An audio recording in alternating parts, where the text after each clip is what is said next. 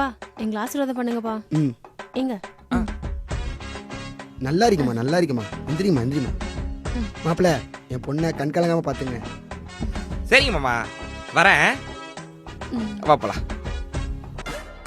எனக்கடா பொண்ணு தர மாட்டேன்னு சொன்னீங்க. இனிமே தான் ஆட்டமே ஆரம்பம். அடா வாங்க மாப்பிள்ள. யோ முட்டாள் மாமா, என்ன மாப்பிள்ள ஆச்சு?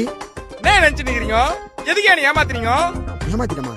டேய் சீர்வரிசையில வச்சு குறை வச்சியா? அதெல்லாம் கரெக்டா குத்தாச்சு. அந்த பல்சர் பைக் கூட நான் தான் அவர் வீட்டுல போய் விட்டு வந்தேன். யோ அது இல்லையா, நான் பொண்ணு வந்து வச்சுக்கிறீங்க. சாவடி அடிக்கிறா. ஒரு மனுஷன் 9 மணி நேரம் வேலை செய்யலாம், ஆனா நான் 24 மணி நேரம் வேலை செய்யறேன். செய்ய முடியுமா? முடியாது.